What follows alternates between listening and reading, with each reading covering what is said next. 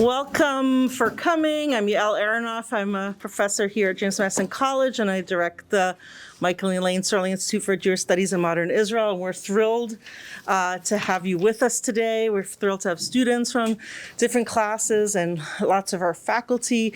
We're thrilled to have Ed Brill and Leslie Brandt with us, who created an endowment to allow programming like this to happen. So we have lectures.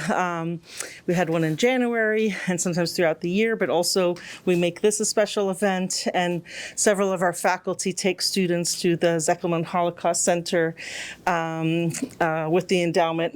So let me say a little bit about that.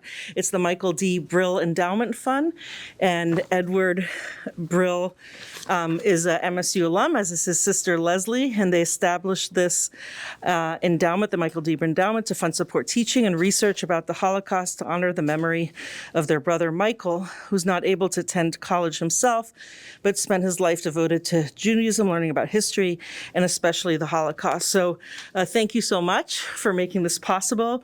Before then, we also had, and we've combined them since, Rabin and Sarah Rabin Endowment Fund, which was also for an annual Holocaust Memorial Lecture established by Professor Albert Rabin, who came to MSU, sorry, put my glasses on, in 1948 and retired in 1992, providing 34 years of service through teaching and research in psychology. Dr. Rabin established an endowment to commemorate the Holocaust and memory of his parents, David and Sarah Rabin. So while we can do lots of things with the Brill Endowment, we chose to combine them for this annual lecture. And if you turn, you'll see the many, many prominent people from all over the country and sometimes the world who have come and spoken here. And we're very honored to have Rachel Harris with us here today. Before going on, I also want to welcome Michael and Elaine Sterling, who of course many of you have met and are the chair of our Community Advisory Board, and Elaine's a member of our board for many years, who have supported us thoroughly.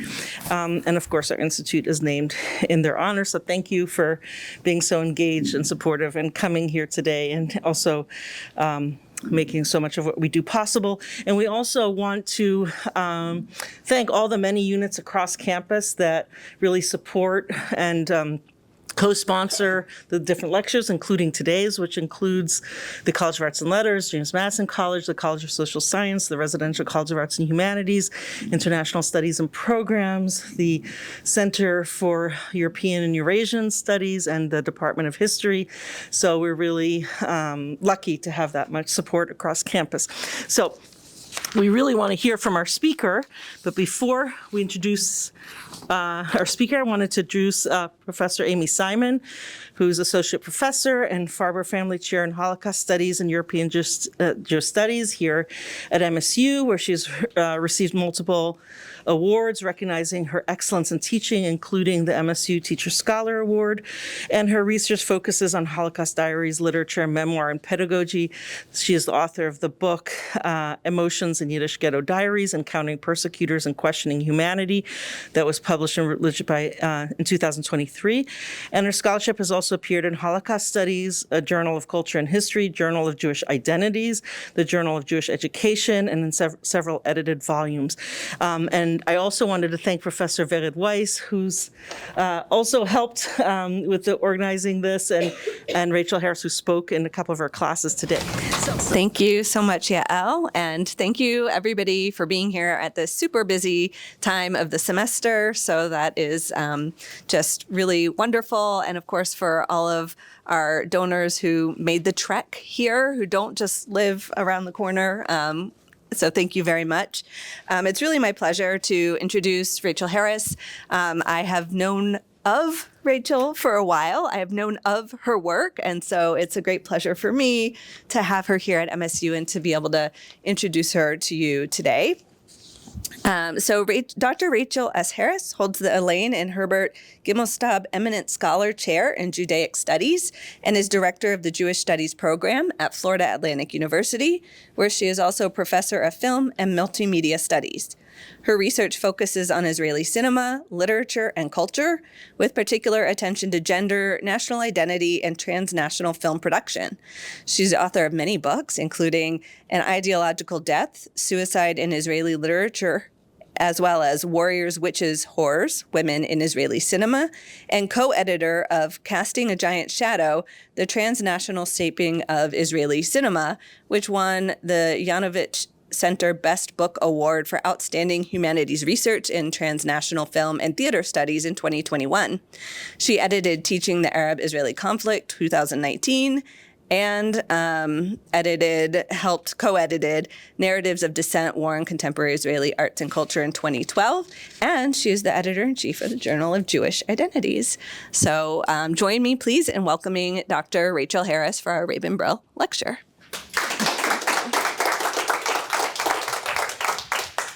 So thank you, everyone, for inviting me here today. Thank you, the Brill family, and thank you, the Sterling family. These lectures are such an important part of how we are able to share our research with our college and community sort of partners. And so these are always really wonderful opportunities. And I want to thank Professor Weiss also for her class this morning. I had a lot of fun with her students today. I was in her literature course and in her film course today. So it was really fun to kind of get to meet the students here. And I'm glad so many of you actually came tonight. And I want to thank Professor Aronoff for inviting me. I have been at MSU before, and it is always an absolute treat.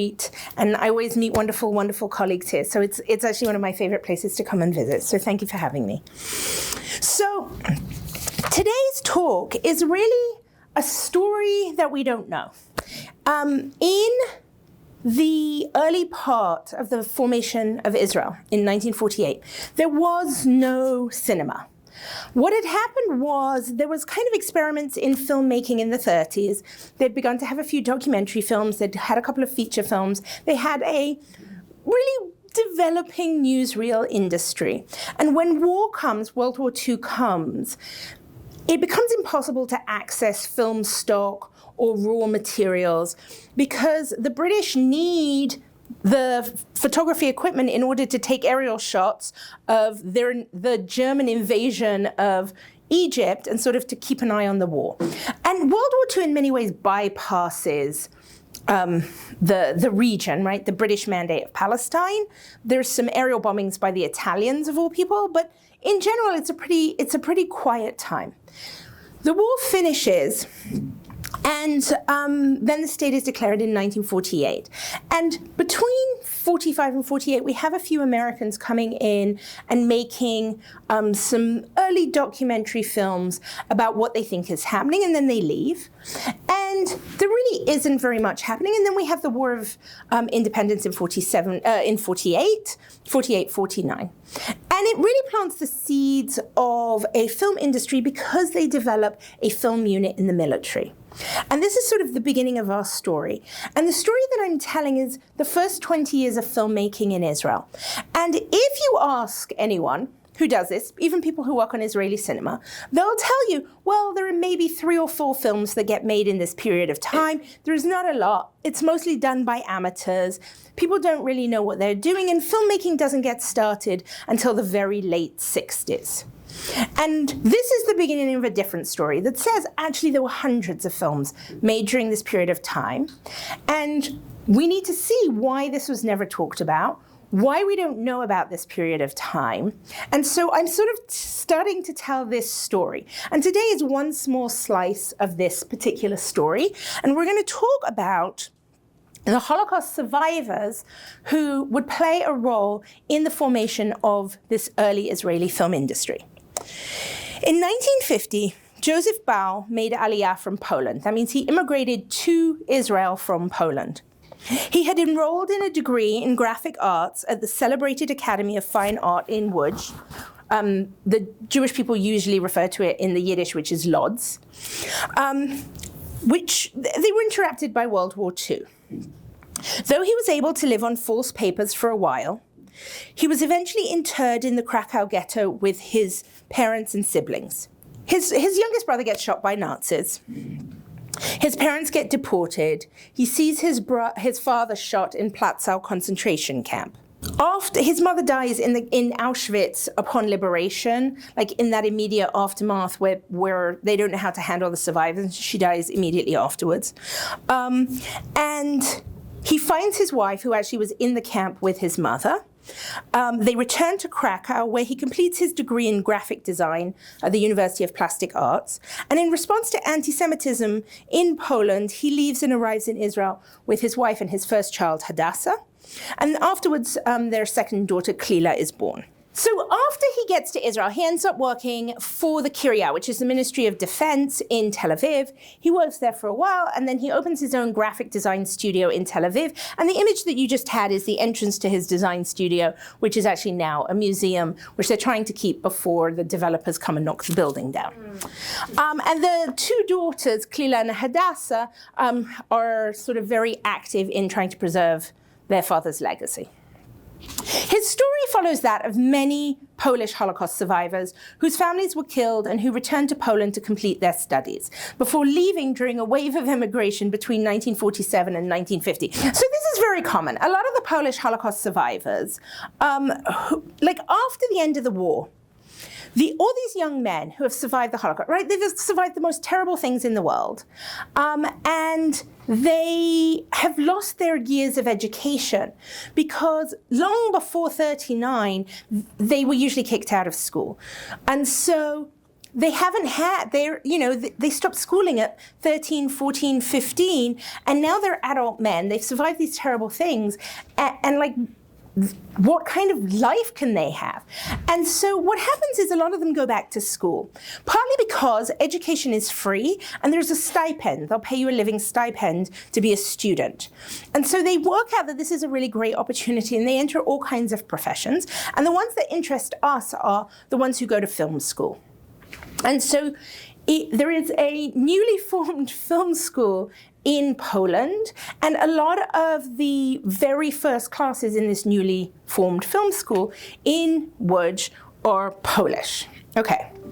As such, right, Bał, when he gets to Israel in 1950, is part of the immigration of a post-war Polish aliyah of educated Holocaust survivors who are seeking work in and around the urban centers in Israel. But Bał's Holocaust experiences are more well-known than many. In the Krakow ghetto, his skill at Gothic lettering, which is the official Nazi font, makes him valuable. And so he's employed kind of as a clerk. He has to go to like the local police station and paint all the signs in the local police station. We have all these stories. He wrote an autobiography. And so we're able to track some of these down.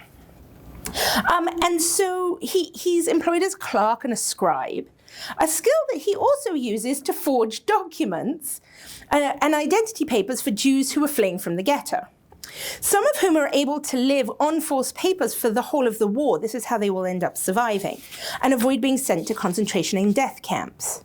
In 1942, Bał gets transferred to the Platzau concentration camp, which is run by Amon Goeth, right?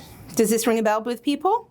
So when the closure of Platzau becomes inevitable, he's sent to the Brunitz labor camp in Czechoslovakia. And throughout this time, he serves as Yitzhak Stern's assistant. And their relationship, time in the ghetto and the camps, and the list created by Oskar Schindler, right, which brings employees to the factory in Czechoslovakia, are well documented in the film Schindler's List. This is the official map of Platzau concentration camp. You can see the font, and this is what Bał did. And Bał had the map afterwards. It was like so bizarre. So he's like officially working for the Nazis, in a kind of prisoned context. So you'll know him from such films as Schindler's List. And so he's the guy in Schindler's List, if you've seen the film, who has the secret wedding in the concentration camp. That's the wife, Rebecca. And at the end of the film, for those has everybody seen Schindler's List? Yeah. Right? At the end of the film, when like all the people come to the graveside, and you have the real survivors meeting with the actors, right? That's Bał and his wife Rebecca standing with the actor and actress, who are way taller, in the final scene of the film. And we have a lot of this documentation because we have Bał's book, the autobiography that he wrote. And there has been a very recent film which has just come out, called Bao, Artist at War. And that is his story again, but it's also told in a post-war context where they find the Nazi who shot his father. And he actually has to go to Germany for the trial. He's invited to go and testify, and like what it means to go back, what it means to talk about, I think it's actually Poland he has to go to, but what does it mean to go and talk about like this trauma that you've had 20 years later? And so it's a great movie with some weird accent things going on, but it's actually, it's a really good story, and it sort of captures a lot of his Holocaust time experience. So once he arrives in Israel, his search for employment leads him to become the most important, most significant graphic artist in the nascent Israeli film industry. Over more than 30 years, he provides graphics, title cards, and animation for the vast majority of films in Israel, designing unique fonts for each feature film, a design that fitted both the style of the production and his particular sense of fun.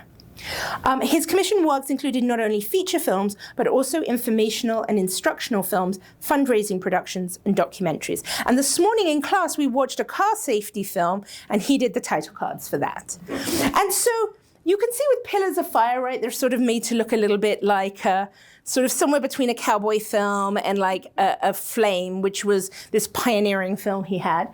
But Nini is about a kind of the ennui of the 60s and the swinging 60s lifestyle, and everybody's very cool, and there's a romance, and it's all a little indecent. Okay, how do I know this? Because Nini, the graphic is made to look like boobs. Oh. Right.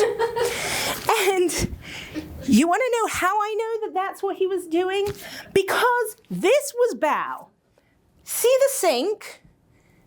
Yeah. Guess where the soap is hanging? Right. So this was like Bao's sense of humor. And this is inside his studio. Today it's partly a museum. And he built a lot of his own equipment. Right. He did a lot of the materials. Later he becomes more of a graphic artist. And so, from the perspective of most, his Holocaust past gets forgotten, a common action at a time when the discussion of European trauma is discouraged in Israel. His studio also became an important salon for Holocaust survivors working in the film industry. In the evenings, he and his wife would have coffee and sandwiches, and there would be gatherings of other survivors, mostly Polish, and particularly survivors from Lodz and Krakow. The festive atmosphere and his amiable, raucous humor made it a venue where many would meet in the evening to drink and revel, away from the prying eyes of the Bohema, the cafe nightlife of Dizengoff Street, where photographers and gossip columnists intermingled with actors from the local theater companies. Military officers, government officials, politicians, actresses, and all the film people whose production offices filled the buildings lining the street. Bao's salon just off Rothschild Boulevard offered both privacy and respite. It was also a place where the many survivors who shaped the first 2 decades of the Israeli film industry could meet and discuss their Holocaust past. And some of this I know because I had the opportunity to meet many of the survivors' children and grandchildren. And one of them says her mother was Brazilian. And she wouldn't allow her husband to talk about the Holocaust at all in the house. She was like, I don't want that filth in my house. You will not talk about it here. And so this is really a period where Holocaust survivors are strongly discouraged from talking in Israel about their experiences, certainly publicly, certainly to other people.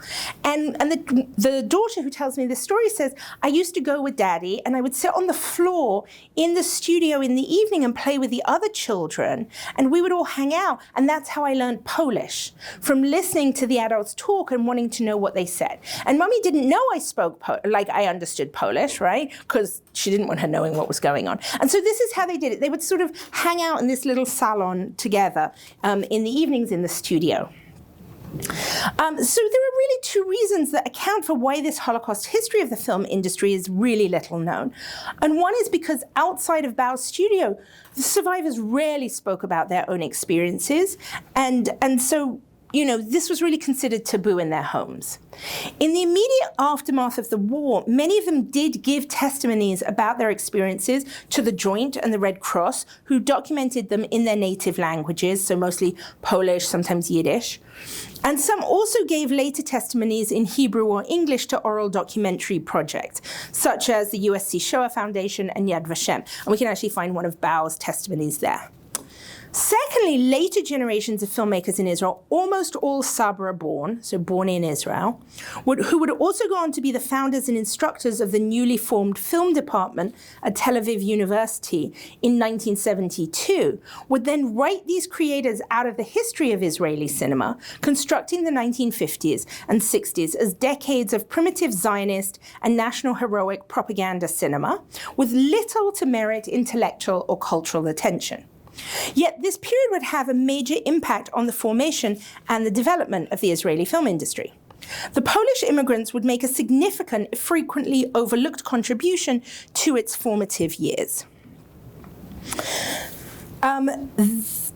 And what we're looking at here is not just the role they played, but also kind of how they were interconnected in Poland, both before their immigration and later in Israel after their arrival. And so a lot of the information we have today is either from biographies that some of them wrote, or from an amazing oral testimony project that interviewed filmmakers. They were just trying to document the history of film.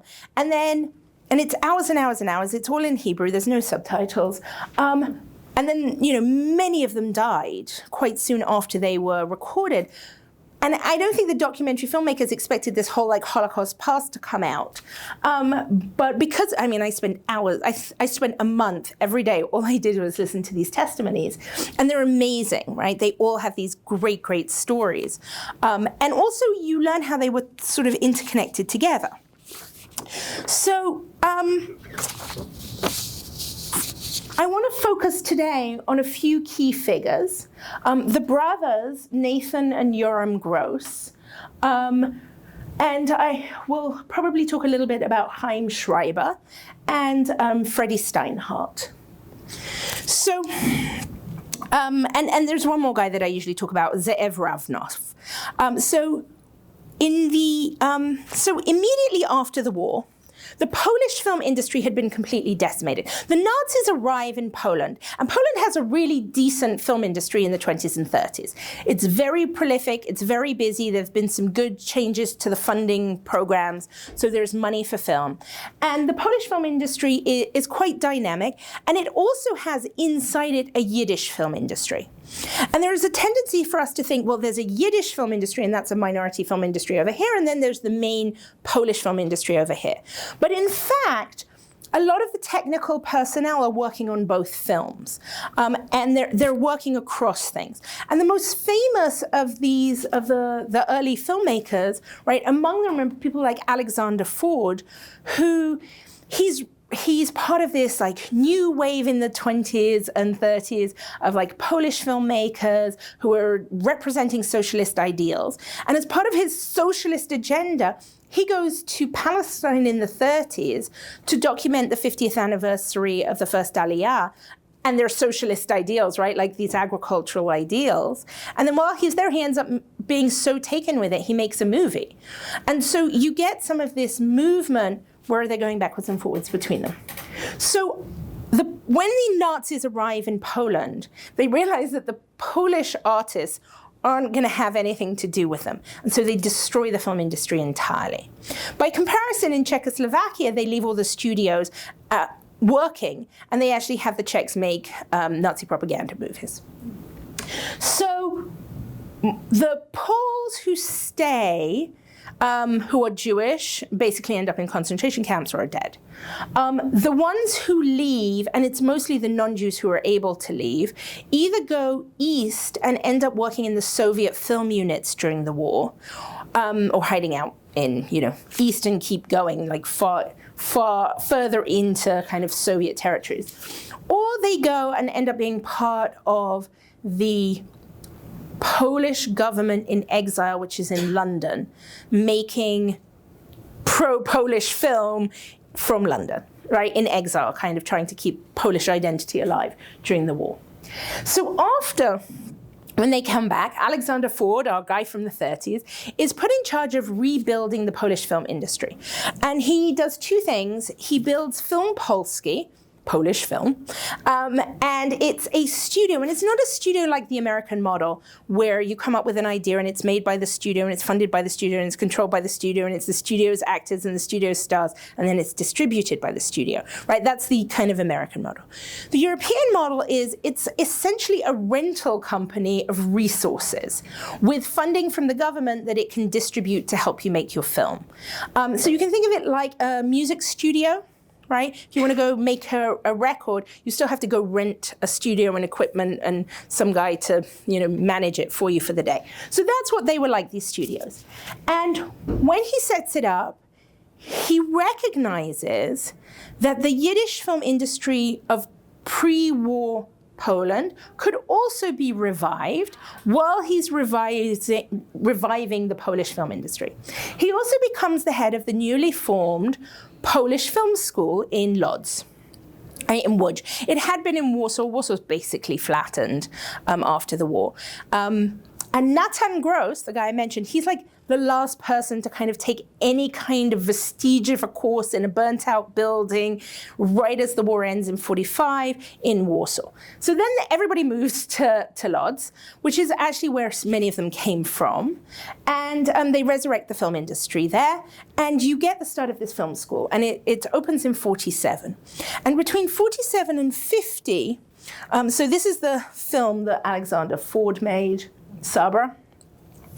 And even though he's a major Polish filmmaker, and he's always thought of as a Polish filmmaker, he also had made a pre-war Yiddish film, a documentary film about children in a sanatorium, and then he makes a post-war Yiddish film about kind of the situation of Polish Jews during and after the Holocaust. So this Polish film school, many of you will know, because the Polish film school, it's like referred to as a period of Polish cinema that becomes like international. Like we talk about the French New Wave, we also talk about Polish cinema. And some of those names you'll know, like Roman Polanski, okay? And we don't think about this. Roman Polanski is a Holocaust survivor. He's hiding in the sewers in the Warsaw Ghetto, right? He's an orphan. His parents are killed. And he's literally running around in the sewers of the Warsaw Ghetto. He is much like the story of many of my guys. We also have Wanda Jakubowska. I'm mispronouncing the Polish, I apologize. And she's actually, she's interred in Auschwitz. She's not Jewish, she's interred as a communist in Auschwitz. And she makes the first documentary about Auschwitz, right, at the minute she comes out. So this like Polish film movement is really well known, and it's really attributed to 1952 onwards. So what happened between 47 and 52? Well, all of the students who were Jewish, who were in the film school as Holocaust survivors, immediately after the war, are also Zionists. And so when there is a substantial change in the political situation, the communists start closing. There is this effort immediately after the war to reconstitute Jewish life in Poland. And they make a really good go at it. But by 1950, all of the institutions are being shut down by the communist government. And anyone who's even a little bit Zionist got the hell out and went to Israel. And they're going to Israel because you can't go anywhere else, right? Where are your visas going to let you go? You can't go to the US. You can't even get to Paris, really, at this point. And the borders are shutting down. And so all of the people who are involved in this period of time who were Zionist go. And Bao goes because, yes, they had Zionist tendencies. But the daughter also tells a story like, the neighbor is asked to look after her. She's little, right? She's like 4. The neighbor is asked to look after the Hadassah while the mom is like, working or collecting groceries or whatever. And she takes her to the local church to get her baptized. And they're like, time to get out of Dodge, right? This is not a good place for us to continue. And so everybody has kind of variations of a story like that. And they all leave. And they more or less leave en masse. But before they go, They had managed to reconstitute 3 years of filmmaking in Poland. Before the war, there had been a series of documentaries called, we now know them as the Six City Films. We have 5 of them today. And they were made by Yitzhak and Shaul Goskin, 2 brothers, and they're really documenting they're documenting life in Poland. Little do they know it's the end of life in Poland. They're actually, one of the people behind it is the revisionist movement and Vladimir Jabotinsky. But there's this idea of like, let's document Jewish life. They send the films to the US in August 39. They kind of arrive at the post office like the 1st of September 1939, and the letter saying where they're supposed to go and what's supposed to happen to them never arrives. They assume everybody associated with the films is dead, but nobody knows what they are, and they sit in the post office until about 1942, when the post office is like, well, nobody's coming to get these, and they get auctioned off. And we have 5 of them that are now with Jewish institutions and preserved. So there had been this effort before the war to kind of document it. The Goskins managed to escape east during the war and survive. And after the war, they come back and they set up a Yiddish film collective called Kinor in Poland. And they start making documentary films in Yiddish in the immediate post-war period. So Natan Gross, the oldest of the brothers, very quickly is kind of directing the show. These are producers, so he's doing a lot of the film directing. And all of his brother, Yoram, younger brothers, friends from the film school, end up being assistants on the film productions. So what had happened is Yoram and Natan had been in middle school at the Hebrew Academy in Poland with Bao, who was the year below him. So they knew each other, they were all friends. And the way Bao's daughters tell the story, Bao makes the Grosses, the fake papers that allow them to survive the war. The way Natan's granddaughter tells the story, the mother went and bought the papers from someone else. But they essentially live mostly outside of the ghetto. The father does get killed. Mostly they survive with their sister Clara and their mother, who's like this force of nature who just manages to keep protecting them and moving them, and she's great. And then right at the end, they do end up in a camp, the girls, but they survive the war. And Natan is actually sitting there documenting the survivors in 45. Like, he ends up kind of one of the people who's taking notes as the survivors come back, and they're telling their story and they're giving their names, and he's chronicling things. So in that immediate, because he's a little bit older. Yoram is supposed to go back to music academy. His name was Jerzy in Polish, but he's supposed to go back to and study music and be a musician, but he keeps kind of auditing the film courses and hanging out with his friends in the film school. He meets in his class are Ze'ev Ravnov and Chaim Krimilovsky, who's the youngest of all of the group. Chaim Schreiber, the guy I showed you who was down here, he's also in the class. And they spend a lot of time together, and most of the younger ones sort of work on the brothers' films. The last of the fellas involved in this group is a guy called Yehuda Tarmu. He seems to me a little bit older, and he had been involved in like the Polish art movement before the war, and after the war he ends up directing a film sort of looking at the Polish experience and through the lens of Hashomer Hatzair, the Jewish youth movement. And he arrives in Israel to like incredible acclaim. Everybody's seen the film. It's being shown everywhere. We see it in the news press. Like, they're like, oh, the great director, Yehuda Tarmu. So he's also part of this gang, and he ends up working at Kinor as a director as well. And so what happens is, when they get, sorry, I want to sort of catch up a little bit, but Yoram, doesn't work so much on his brother's films, than the rest of the crew. He ends up apprenticing with a Polish director, Eugene Sienkowski, who had written and directed the first Polish sound film ever, right? So you can imagine, these are great luminaries. He had a prominent career, and also had a prominent career as a filmmaker and educator. Leonard Bukowski, who had made Poland's first post-war feature film for Film Polski. And he was the head, during the war, Sienkowski was the head of the London government's film office of the Ministry of Information and Documentation, where he was directing propaganda films against the war. In 1941, his film White Orzel was nominated for an Academy Award. Gross also worked with the Dutch director, Joris Ivens. And Ivens is one of the things that we see with this story. So what is Joris Ivens doing in Poland when he's Dutch?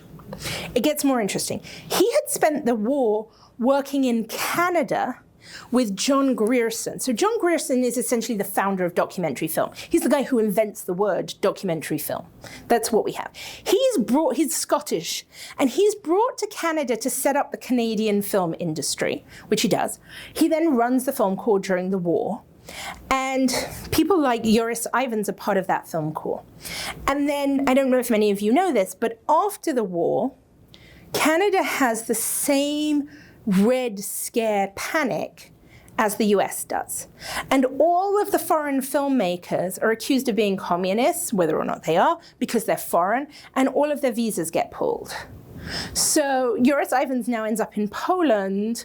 I'm assuming he probably was a communist, and so Poland ends up being a good location for him, and training these Jewish Polish Holocaust survivors in filmmaking techniques. These are not amateurs. These are the major documentary film players of the middle 20th century.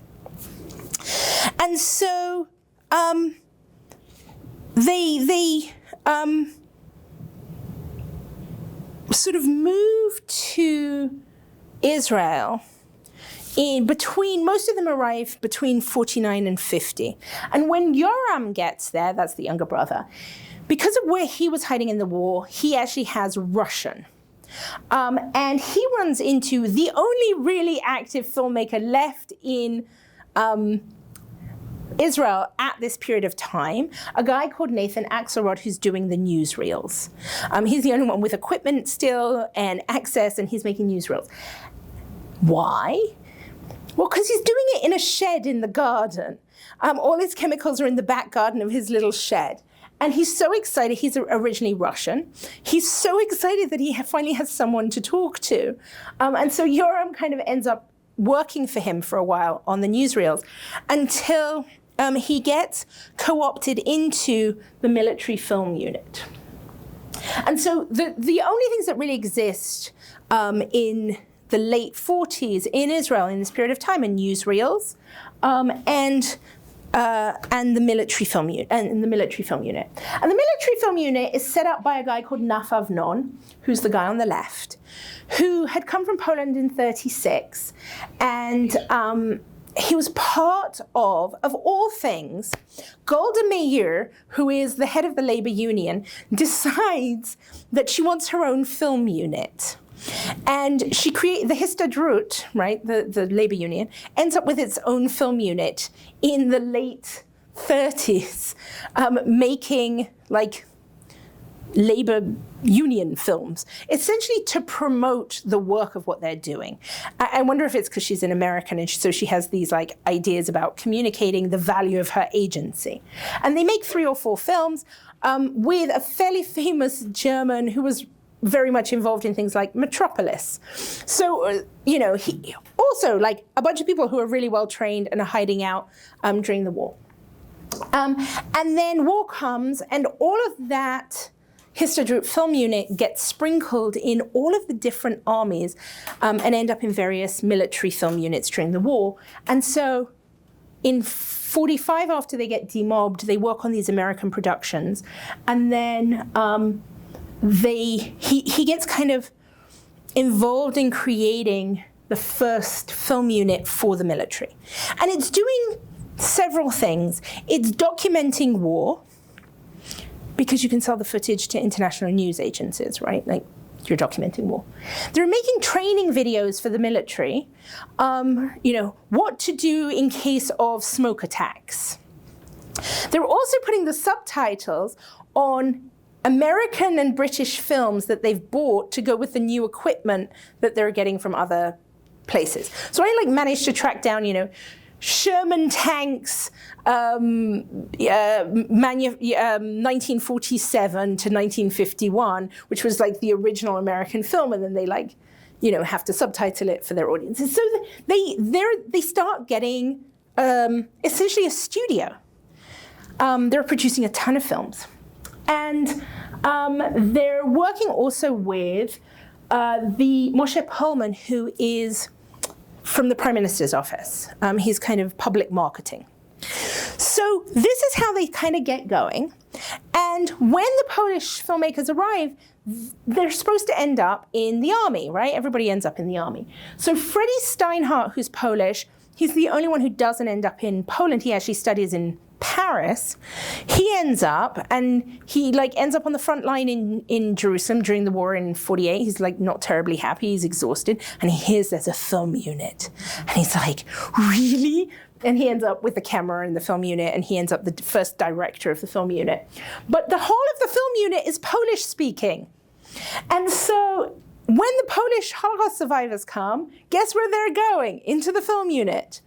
And eventually, they actually set up a secondary military film unit for the youth, the unit for youth. And it's a sub-area run by Ze'ev Ravnov and Chaim Schreiber, who were hanging out in class together. His wife is in the unit. All their other friends are in the unit. Who else was in there? These are the subtitles from one of the films they make. And I become obsessed with the who's in the unit and who's hanging out with who. And so among the people in the unit, you have Yitzhak Krimilovsky, one of the youngest people who was in the film class, who makes friends with a guy called Yona Zaretsky, and for the rest of their lives, they end up in various production companies together. There's Ze'ev Ravnov, and at the bottom, Natan Gross. So everybody's calm, they're always working together, they're always helping each other. But the interesting thing is, by this point, they're also starting to work in the brand new studio. And the very first there's two studios created at the same time in 49. They've got no resources, it takes them a while to get the actual building built. One is in Givatayim, and almost the entire unit ends up being Polish. Everybody who works there is Polish, everybody speaks Polish, and that is Geva Studios. The one in Herzliya ends up being German language. So not my Polish Holocaust survivors, but my Romanian, Czechoslovakian, Yugoslavian, Hungarian, and Romanian ones all end up there. And so they sort of end up with these very active film careers. And as they come out of the military units, they end up working at Geva Studios and forming the first years of the film industry. And what happens is everybody who becomes involved in this is kind of somehow connected. So I have a couple of young men, and one of whom is a guy called Adam Greenberg. He is the nephew of Natan Gross. The sister is widowed. He's helping with, the teenage boy. He says, come and intern at the studio. So he ends up working in the chemical vats, helping in the editing room, cutting film. When he then gets conscripted into the army, he goes into the IDF film unit. This becomes his pipeline, and it's thought of as the first film school, essentially. He works in the IDF film unit. By the time he leaves, he's now a cameraman. And he goes back to the studio now as a cameraman. And he will spend the next 10 years working at the studio and becoming a fairly well-established cameraman. You want to know where his career ends up? He becomes Arnold Schwarzenegger's preferred director of photography and makes Terminator, right? So the start of these people's career goes on. And that's sort of what happens to the end of my story. Natan Gross ends up working for government filmmaking. He does it for his entire career. He then becomes kind of an archivist, both of the film industry, trying to chronicle it, and of the history of Jews of Poland. His granddaughter still has many of the archive materials. Yoram stays in touch with all the people from his Polish time. And do you remember I told you all of the Jews stay in Poland who aren't Zionists? Well, 67, 68, there's another wave of real anti-Semitism in Poland. And so many of the Jewish filmmakers at that point leave. Alexander Ford is one of them. But the head of the film school, who had really been there for the whole time, not Ford, but another one, goes to Australia and is responsible for founding the Australian film industry. And all of those big 80s filmmakers, like Baz Luhrmann, that like Australian moment of film, that is the same guy who was responsible for that Polish moment of film. But while he's there, he writes to Yoram, who by this point has become an animator and is very active in like children's programming, and invites him to come and set up the Australian children's programs. And he essentially founds children's programming in Australia. I mean, he gets he gets all the honors and the accolades. And so he ends up living his life in Australia. And his memoir is essentially written for the children who would be familiar with his film from his television programming. So it's written in this like accessible to children's style.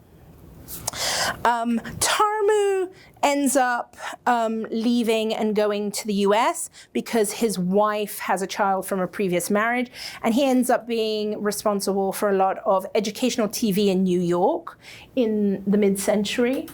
Geva Studios closes, in 67, Mordechai Navon, the founder of Geva Studios, has a heart attack and dies. And very quickly, the studio gets bought by a Canadian company that's no longer interested in making Israeli film and sort of renting out services to foreign productions. And it pretty soon after that closes down. Nathan Gross is the only Holocaust survivor to make a feature film about his about a Holocaust experience, not his, but a Holocaust experience. It's the only Israeli film made about being a Holocaust survivor by a Holocaust survivor. So what happens to our Bao? Well, Bao continues making films. He's very productive. And yet his name starts disappearing from the credits. And instead, he has this symbol. Now, that way up, you can see it. But mostly it appears on title cards that way around. So why would a name disappear like that when this is a point where title cards are getting longer and longer and people want to document their own like experiences? And so what happened?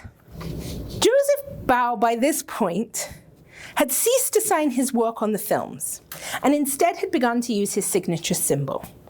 The decision not to sign his work seemed an unusual choice in a period when film titles are growing in length.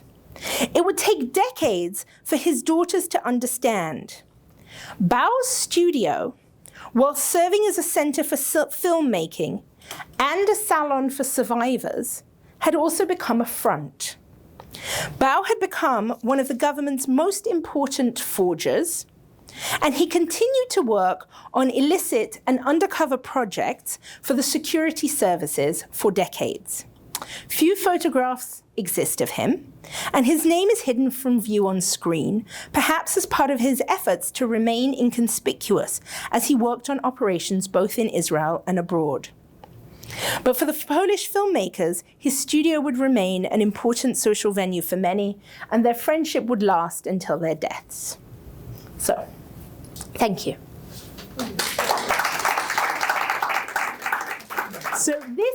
So as I'm doing my research, this is the autobiography for Nathan Gross.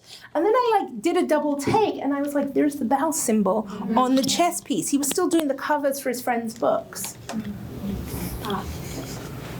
It's like sitting in the library. I'm like, wait a minute. I know what that is. Do you know anything about his, undercover work? So it's mostly people who go to the museum on tours and then tell the daughters, oh, I knew your dad when.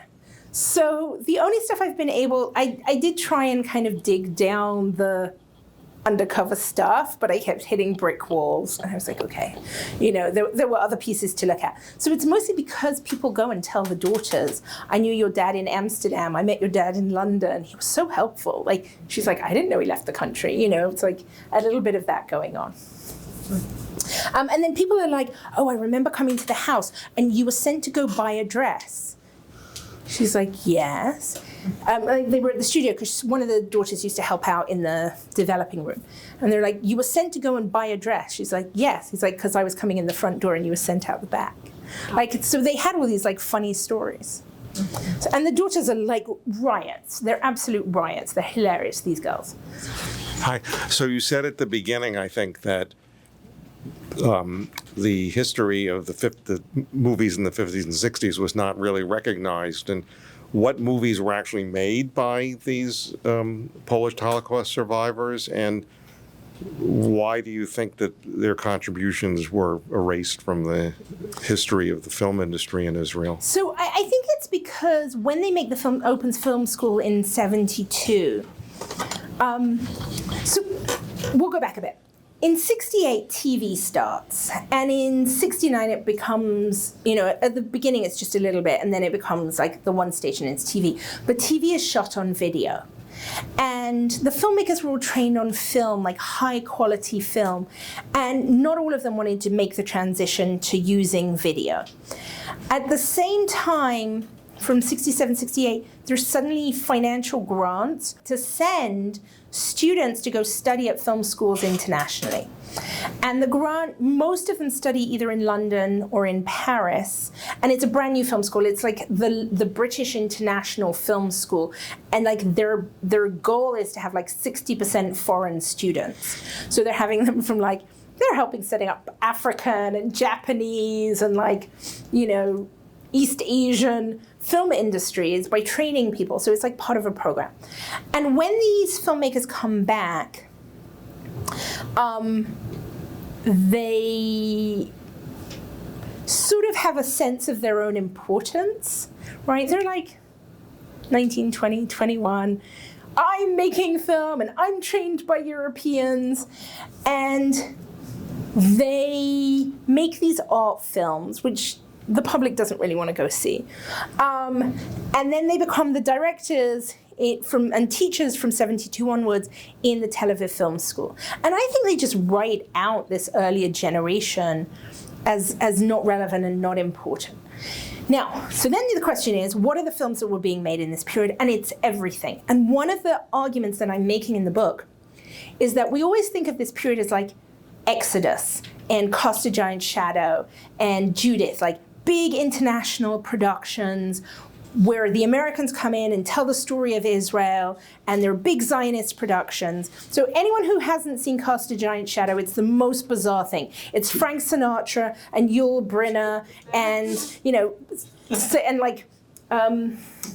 John Wayne saying L'chaim. There's nothing more bizarre. It's Michael Douglas's first film role, and it's with his father, Kirk Douglas, who's playing the lead. These are bizarre productions. You have Sophia Loren running around as a Holocaust survivor in the middle of a kibbutz. These are bizarre productions. And that's the story we tell. It's everything made in this period is hyper-nationalist. And one of the things I've sort of been working on is there are also Westerns. I was what do you mean Westerns? I'm they're on a camel going to discover the darkest treasure at Petra. There's police procedurals. There's film noir. There's interracial, which really is there's a limit to what you can do, but love stories. So the book is written and she's Arab, and by the time it becomes a film, she's a white Russian, right? There's things they really can't do. And the story that I'm trying to tell is actually everything is already there. It's much richer. And they're winning awards. There is a beautiful, beautiful film about poverty and drunkenness, and it's called The Boy on the Other Side of the Road. And like the father is, he's been widowed, he's an alcoholic, he's poor, and he's trying to raise his son, but really the son is really raising his father. And it wins like Best Actor in Venice. Nobody I know has seen this film except me. Like there's this moment, and there is massive of numbers of international productions that aren't American ones. There's a whole French international, like the French make half a dozen films and have plans for like another 10 that never quite happen, that I found archive evidence of. And they're everything, like everything you can imagine, Holocaust films and comedies and love stories, like the whole range. There's also international films that have nothing to do with Jews, nothing to do with Israel, that get made in Israel. And my favorite one at the moment that I keep telling people to go watch because it's on YouTube is called She. Ursula Andress with a very, very, very young Christopher Lee in a Hammer horror film. She is She Who Must Be Obeyed, a 2,000-year-old Egyptian goddess who has come back to haunt this young man because he was her lost love from 2,000 years. I mean, it's like bizarre stuff. There is a David Niven film called Best of Enemies, where he and a famous Italian star are essentially doing a kind of World War II in East Africa film, where they keep, they take turns essentially to take each other prisoner of war. And so them and like at first it's each other, and then it's like their entire platoon, and they're running around East Africa. Only East Africa is the Negev, because they were supposed to make the film in Libya, and the government changed and wouldn't let them in. And so, like, they're making all these films, and because they're not in Hebrew, they're not Zionist, they're not about Israel, they end up not being part of the story. And yet, the news reports show that Best of Enemies employed 200 locals on the production. So of course they're getting training from these experiences. And so that's the story I'm sort of telling. Yeah. What films did people actually watch in Israel at the time? So how much of the work that you're describing here was actually available to the Israelis that were actually living around them? That's one question. The other question is, okay, so the Poles spoke Polish to each other, the Germans spoke German to each other, the Russians spoke Russian to each other. What happened when, they all had to work in Hebrew all of a sudden? They're all Israeli. They're all Zionists. So they're all, and they're polylingual. So they're all learning Hebrew. I mean, they all learn Hebrew. They're invested in it ideologically, but also culturally and linguistically, and so they do integrate pretty well. Who's watching them? So there is a graduate student who is doing amazing work, who's currently at the Frankel Center. Her name is Sigal Yonah, and she documented all the films being screened in 2 movie theaters in the 50s and 60s, and they're watching everything you can think of. She's like, there's an Indian film that runs for 22 weeks. They're watching Persian, they're watching Turkish, they're watching Greek, they're watching French, they're watching Hollywood, right? Whatever they can get their hands on. In Israel, in the 1950s, it is the second highest per capita consumption of cinema in the world, behind the UK. Like, they're seeing whatever they can see. So as a young teen, the movie I remember that was so impactful was Judgment at Nuremberg, with all the star-studded cast, Maximilian Schell and Burt Lancaster, Judy Garland. Yeah. Just an incredible movie. Was there any interplay or any connection in any way with the early Israeli filmmakers, or was it a popular movie in Israel? So I teach that film every year to my students. It's there are crossovers, not with that film, but with other films. There's a lot of, I've been tracking down a story about a book that gets published called Kilometer 95. It is as big as Exodus. Everybody is reading it. I have traced book clubs, both Jewish and non-Jewish book clubs, all over the US and all over Australia that are reading this book. And they decide they're going to make the movie because it's Exodus-y. And it's a bit like Exodus. And so we'll capitalize on the interest in Exodus before Exodus actually gets made. And so MGM comes into the picture, like everybody starts trying to do it. But there are various production delays and then various actresses drop out. And by the time it's supposed to happen, actual Exodus comes out and they're like, yeah, we're not going to bother now. So we have tons and tons of information about failed projects. A lot of them are Hollywood connection. They fail more often than anyone else's. And often, like this one was originally, there was a competition for the best book or best film screen. It wins the competition. I follow 2 years of newspaper stories to see what happens to this film and then watch it slowly collapse as the location manager who's supposed to be running the whole film ends up going and working on Exodus anyway. And so, and you see like the list of actresses. The other thing that's happening is a lot of the Israeli actresses from the 50s and 60s become quite big in Hollywood for a while and in European cinema. So there's an Israeli girl who ends up on a Bond film. There's an Israeli girl who ends up in Ben-Hur. There is like a lot of this exchange that we're seeing. And that works for a while as well. So it's much more connected. But there's just endless film projects that don't happen because the money dries up or the technical personnel dries up.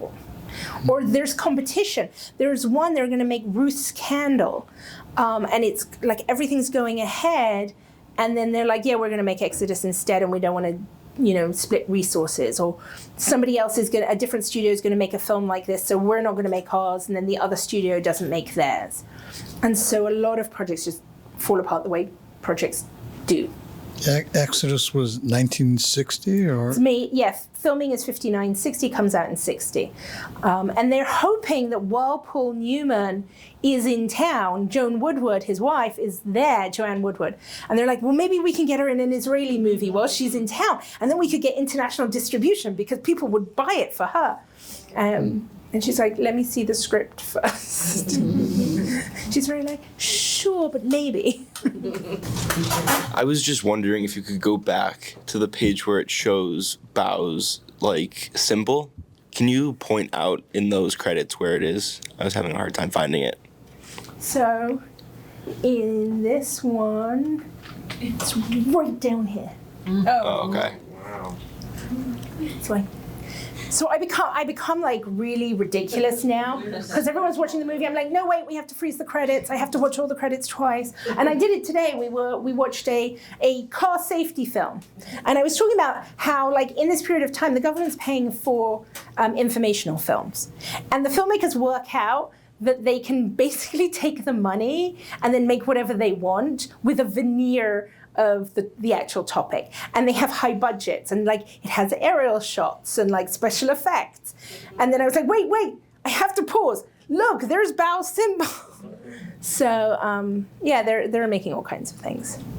Thanks, that was really interesting. So it seems like some of the survivors did films before the war, after the war. The first Holocaust survivor, Israeli film that had a Holocaust survivor make a film about their, that experience. But my sense is that from what you're saying, most of them were not really delving into films about their experiences during, before, and after. And so I was going to ask about that, whether, I don't know if you have a sense if it's a combination that, in several countries, I think, including the US and Israel and others, there was kind of the sense of not approaching that subject. So maybe about the market they were hesitant, or maybe themselves they were also not ready to make films about those subjects. But I was just kind of curious. So what films you do think get about made. that. Jonathan and Tali gets made in '53. There's several films that get made. They mostly represent Holocaust survivors as about to become good Zionists. It's like, let's leave the past behind. And I think it's back to the same story again of like, who's paying for the film? These guys will make anything. There is an anecdote that turns up in the interviews, and I must have heard it 8 or 9 times. And they all tell the same story, and it goes like this. So we're sitting in the cafe and we discuss the script, and I'm telling you who's going to write it and who's going to play in it, and who's first cameraman and who's second cameraman, and who's doing the sound mixing and where we're going to edit it and how we're going to do it. We just have to find funding for it. But who's paying for the coffee we just drank? Because they're full of ideas. They're full of ambition.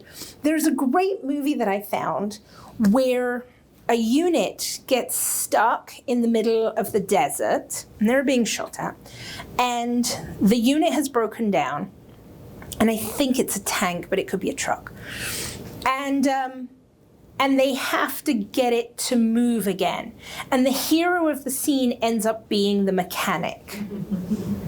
And it's made by Uri Zohar, who becomes one of the foremost art directors of the 60s and 70s. And I watched this film 3 times, and at some point I'm like, this is a promotional video for the technical units in the military to encourage you to become a mechanic. But it doesn't tell you that. And I realized that what is missing is like a one caption that would have been at the end, like a title card that would have been at the end that isn't preserved in the archive piece, saying, you too can be a hero, go join the mechanic, you too are a hero, it's not just a job, right? And but you don't know that from the entire 10, 13 minute film, because it's like these men and they're in battle, and it's like this really cool short, it's full of activity and there's stuff blowing up. Like the budget that you need to blow up stuff and have special effects. So what they do is a lot of the time they use government money for government-sponsored programming to basically make film. And so they're as creative as they can possibly be within certain confines. Thank you very much for a great talk. So I'm interested in your claim that scholars of interwar Polish cinema try to create the separation between Polish cinema and Yiddish cinema, right? It's Jewish studies scholars who do it, actually. I think Polish scholars are much more respectful of the Yiddish cinema than the Yiddish scholars are that connection. That helps me a bit. So Dr. Simon and I I just gave some guest lectures on interwar Poland at the study abroad in Krakow, and I assigned this chapter by a scholar by the name of Eva Plach, who makes the argument that what we think of Polish theater and Polish music, in fact, a lot of it was created by Polish Jews. And so I'm curious about that sort of wider milieu, and how is any sort of correspondence maintained between Polish Jewish survivors of the war and Polish survivors of the war who are returning to the film industry that you describe coming back in the city of Łódź because Warsaw is destroyed. And then there's a separate category of Polish Jewish filmmakers that you talked about, the non-Zionists who stay around until the 1960s and then flee, like Alexander Ford. So to what extent is there a conversation between these individuals, particularly after the Zionists moved to Israel? So there's a lot in that question. Yes, sorry. Jews' manufacturing culture is no shock, right? They're doing it everywhere. We talk about the invention of Americanness is really done by Jews on Tin Pan Alley and then in Hollywood. So it turns out the same is true in Britain. which is a new project I just started looking at. So like the James Bond franchise, everybody behind James Bond is Jewish, right? Like the most iconic English image. So what does it mean when you have those kinds of backgrounds, and how do you read them, and can you read them as Jewish, and what would it mean to do that? That's a bigger question than I think I can answer. Do they maintain a correspondence? Yes. Yes, they do. And then somebody gave all the Polish letters to Poland. So I don't have access to them because all the stuff that was in Polish that was in Israel after everybody dies gets sent to Poland. And so that's a whole research project and a whole archive access project I haven't done. We know at least some of them are maintaining contact, which is how Yoram ends up in Australia. We know that Natan maintains contact. We know that Alexander Ford leaves because he wants to make a film about Janusz Korczak, who is the doctor who looks after the orphans in the Warsaw Ghetto. And then even though he has the opportunity to escape, he essentially goes to his death with the children he's been taking care of. And Alexander Ford wants to make a film, and essentially the anti-Semitism he faces over it is what pushes him out. He then goes to Israel and he makes the film. It's not very good and it's not very well known. And then he ends up living in Sarasota in Florida, where somebody just told me he kills himself, right? Like he lives there for a while, I think because all of his dreams, right, all of his ideals, all of his understanding. And the Poles who aren't Zionists are really committed communists. Like they're part of the machinery of communism. They're very enthusiastic about it. I have these funny lines like, Stalin is super supportive of film as a medium to educate the masses. So every time anyone needs funding in communist countries, they remind everybody that this is what Stalin wanted and you have to fund us. Like there's funding available. The Israelis don't have the same kind of attitude towards film. Did I answer all the questions, I think? Yeah. So there's stuff in there. For me, what's more interesting is that there is an archive somewhere with everything those students made between 47 and 50. And where is it? Because everything from 52 onwards is definitely archived and it's on the website. And the Jewish students are written out of the Polish film school story. And so I want to know where that stuff is. Like that's a future project, right? Like that is to me the interesting thing. Where is it? What happened to it? Is it destroyed? Is it in the bottom of the building? And can I get my hands on it? And like I have definitely done some of the work for this, involved climbing over boxes in an archive at the back of Herzliya Studios and moving some boxes and then finding something that had fallen down the back of a shelf. I found a film that was made in 1950, Hafuga, which is fabulous. It's like an Errol Flynn version of the 1947 war, like 48 war, right? It's hilarious. And online, there's like a 20-minute piece of it, and you realize it's one reel and there's 3 reels. And I went off to find the rest of the reels of the film, which I did. So there's these kind of bizarre adventures. The adventures sort of disappearing though, because even as I was doing this, they're starting to have major digitization projects. So now I can just go online and find them, and then you get what you get. So you can't control it as well. There is a great film called Casablanca. It's a 1973 musical. It's fabulous. They make 2 versions of it, one completely in English. But because they've preserved the Hebrew one, nobody knows that there's a second one that was made. And literally every actor said their lines in Hebrew. And then they did another take of the scene in English. And they made the whole film in English. But I can't find that English version of the film. Just like one random reel online. Yeah. I was just wondering about the 10 Commandments. Did anything... Sorry, could you restate that? anything come of that between everybody? So, not the Ten Commandments, but Ben-Hur. Oh. And there's a really funny picture that I found of all of the Roman soldiers from Ben-Hur sitting there eating ice lollies. Parts of Ben-Hur get filmed in Israel. I have a question that's more about you and your kind of academic journey because, right, the earlier books that I read at and that I know you for before are more, less film, more Israel-Palestine historical. And when you're speaking, there's such a joy as you're speaking about film. And so I'm kind of curious about, like, In 2011, my students stopped reading. They wouldn't read books, they wouldn't read poems, they wouldn't read stories, they wouldn't read short stories. I couldn't get anyone to read literature. I had like 4 students in my class, and I was like, well, maybe I'll try a film course. So I went and bought a bunch of movies literally DVDs at the airport. I brought them home. I was like, okay, let's see if I can build a course out of this. And it's actually in the opening of the book, Warriors, Witches, Whores. And every Wednesday, this guy would come around. I knew his parents. I was exactly between his parents in age and him. And he lived around the corner from me, and his parents lived around the corner. And he was really into Israeli culture. I was like, okay. And he must have been like 22 or something, 23, had just finished undergraduate.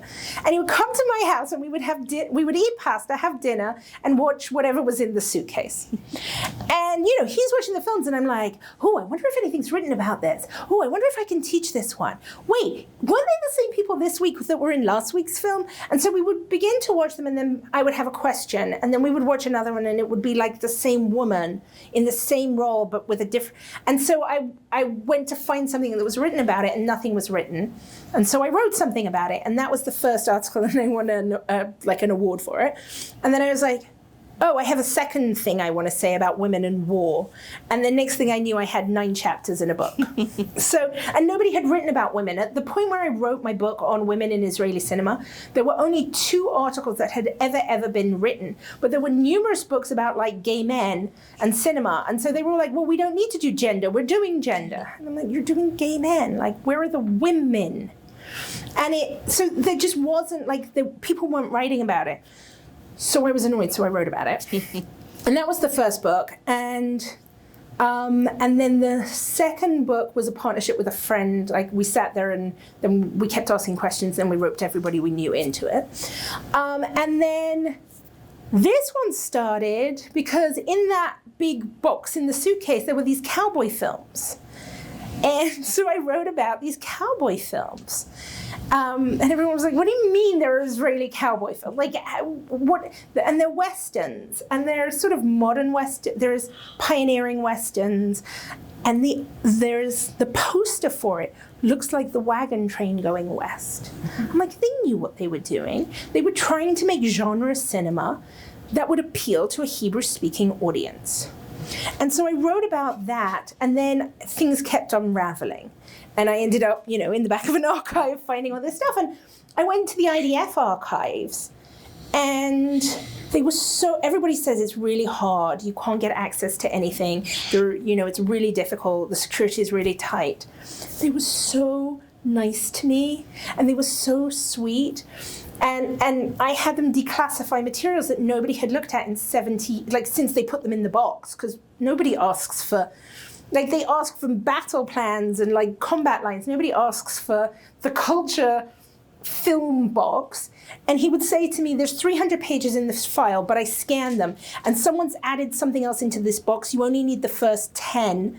I'm going to get them declassified for you while you're in here, because if I send the whole file, you'll never get it, and then I'll send it to you. And so they found all this material for me, and they were so sweet. And I have an article came out last year on specifically what the IDF was doing, what their budget was, why they closed down, who's working there, who's in the building, how many films they're producing at the time.